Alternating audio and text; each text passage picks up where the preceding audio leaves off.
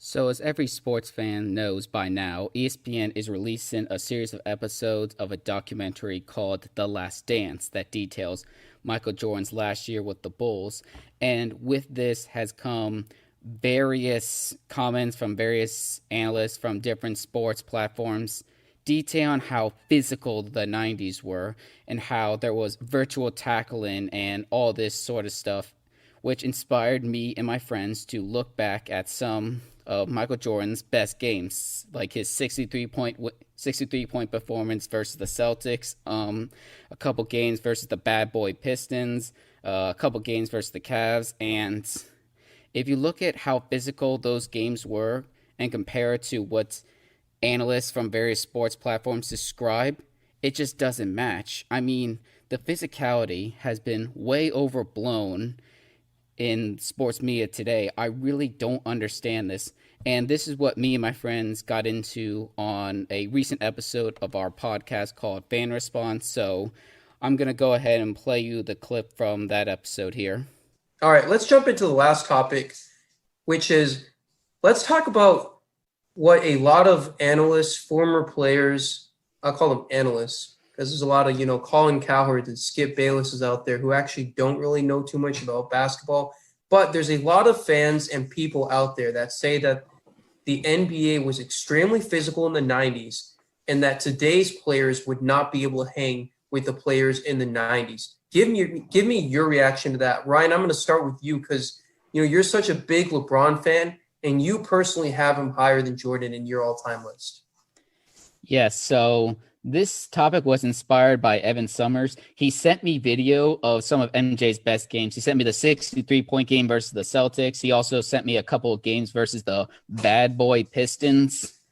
And if you look, you listen to analysts, as you said, they'll say, oh, the NBA was so physical back then. And even former players, some players from the 2000s, like a Matt Barnes or Derek Fisher, they try to maintain that same mentality.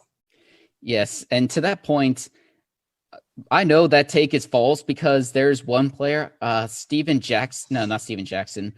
I forget his name, but he keeps on saying, "Oh, LeBron couldn't have cut it in my era because it was so physical." Keeps saying my era this, my era that. But I looked at, and I'll put his name in the comments because it is Steven Jackson. Okay, yes, thank you, Summers. So yes, Steven Jackson saying my era this, my era that. He was drafted 2 years before LeBron, and he keeps saying, oh, it was so physical back in my day. You were drafted 2 years before LeBron, dude. Calm down. But Mr. Steven Action Jackson. But yeah, this is inspired by those videos, and I encourage everyone, go watch some of Michael Jordan's best games, the ones where he scored a bunch of points. It is not nearly – it's not more physical than today's NBA. Let's stop kidding ourselves. There wasn't all this elbowing in the paint. You didn't get like clotheslined every time. You got to the paint. People put their arms up to contest a shot as they do today. And in many cases, Jordan was just so much more athletic. He just blew by people. And this is just something that is lost on so many sports analysis. The margin of athleticism between like the star players and the average players was so much wider back then. So, of course, Jordan's going to be able to go around players easily and whatnot. And there wasn't this physical tackling. I think Colin Cowherd said that in the 90s there was virtual tackling or actual tackling. There wasn't. Like, I mean, yes, you see all these highlights that shows like Jordan getting elbowed and clothesline. Well, here's the thing. I could easily put together a bunch of highlights of LeBron getting clotheslined or smacked in the head, and I could say, oh, back in the 2000s or the 2010s, it was so physical. I could make that same argument 20 years from now, and it'd be just as valid if people don't actually go back to watch the games. So I'm kind of all over the place here, but in conclusion, the NBA was not this football league back then.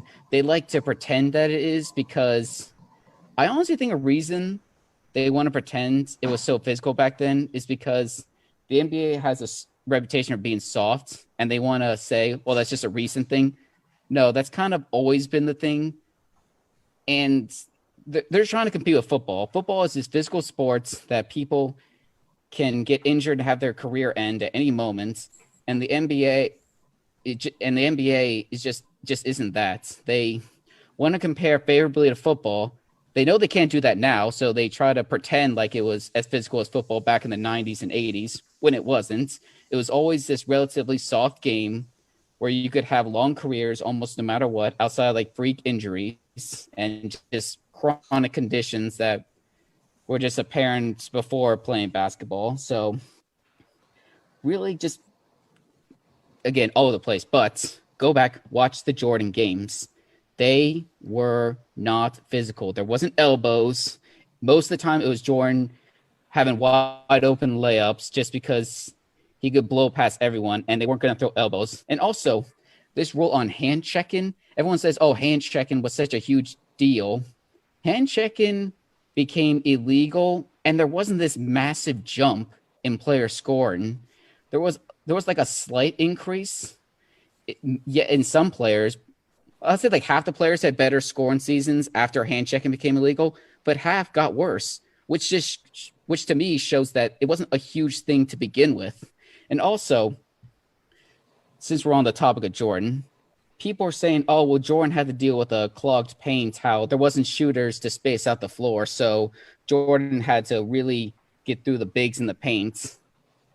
And my response to that is, you do realize that illegal defense was a thing. Illegal defense is where if you go away from your guy or you just hang around the paint, you're going to call for illegal defense. That was a foul. So you had to stay with your guy no matter what. Good shooter or not. In the 90s, you had to stay with your guy. So the spacing was pretty much the same as today. Today, there isn't illegal defense, but shooting makes it so it's basically the same effect as illegal defense. So the spacing was virtually the same because players had to stay with their guy or commit to a double team. But committing to a double team leaves such a wide open guy. It's not impossible to piece, or it's not impossible to figure out what the defense is doing when one guy has to run away from his guy, leaving one wide open.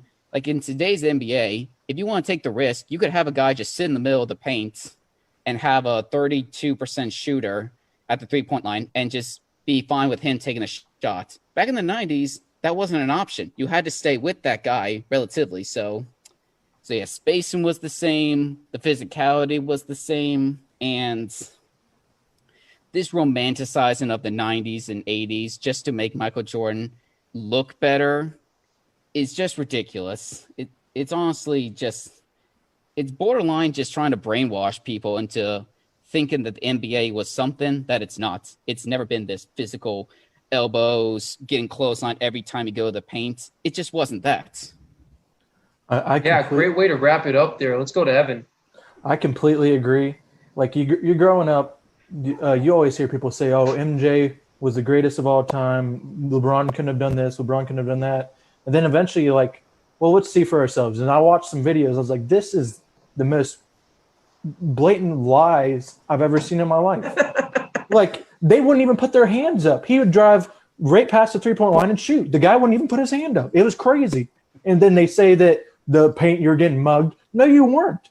I saw him. He just did a sidestep and did a layup. It's insane. You have to go back and watch the full game. Go and watch the footage, guys. Michael Jordan video's out there, the movie, for everyone to consume. It's insane. It is I don't get why these older generation people are trying to protect Michael Jordan so much. I guess they're afraid of LeBron or something like that. It's insane. It's the craziest thing I've ever seen in my life. It's the biggest lies you'll ever see in your life that LeBron would put up probably I'd say 60 points a game in the 90s. It's insane. The athletes are so much better now in football, basketball, baseball, everything. The athletes are getting better. Who played Michael Jordan? Who did he play against? Larry Bird, one player. LeBron bombers has to play and bankers. Yeah, it's ridiculous. I mean, look it up for yourself if you don't believe me. And exactly, illegal defense was a thing. It was a technical foul to play zone defense. Could you imagine if you weren't allowed to double LeBron James? That's what all they do anymore in the paint. Well, you were allowed to double back then, but you had to make it extremely obvious. And LeBron would have averaged 20 assists if they had to straight up commit to a double team, because it would just make the open guy very obvious. I completely agree with everything you guys are saying.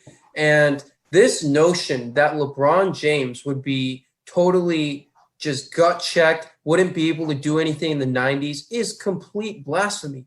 Here's a guy who's 6'9". He's a 250 to 270 pound machine, depending if you're talking about his early Cleveland days, Miami days, or later Cleveland days, whatever. This guy is a machine. He's a freak train. He has unrivaled athleticism for his size. I get the arguments. He's not as athletic as Jordan. Well, no shit. He weighs way more than him. He's about 3 inches taller. He's got way more muscle mass. But for his size, there's no one in the 90s you can take and say, oh, wow, that guy, he's about the same size and athleticism as LeBron.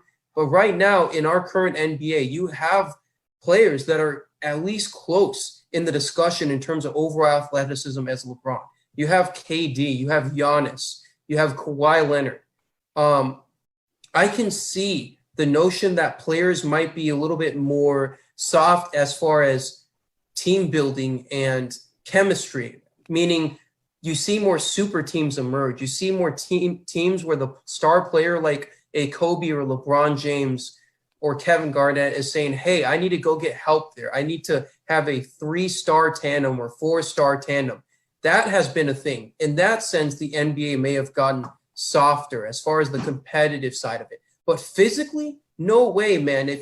And to all the viewers out there who may love or hate Michael Jordan or love or hate LeBron James, anyone out there who thinks that Michael Jordan would destroy LeBron James one-on-one or Kevin Durant one-on-one is smoking crack. Michael Jordan would get destroyed one-on-one by LeBron and Kevin Durant because of the size difference and because of the relatively smaller athleticism difference. He's not going up against John Stockton here in terms of athleticism. You're going up against a 6'9" or 7-foot monster. He'd get destroyed by those guys one-on-one. Yeah, I just want to wrap up my point by saying that if Michael Jordan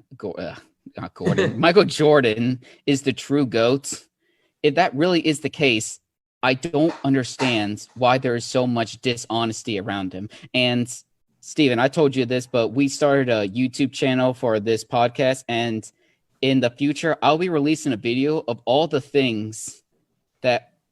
dishonesty that is surrounding Michael Jordan, because there is a lot of it.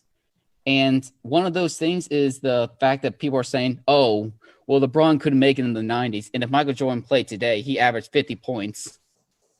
Are you absolutely kidding me?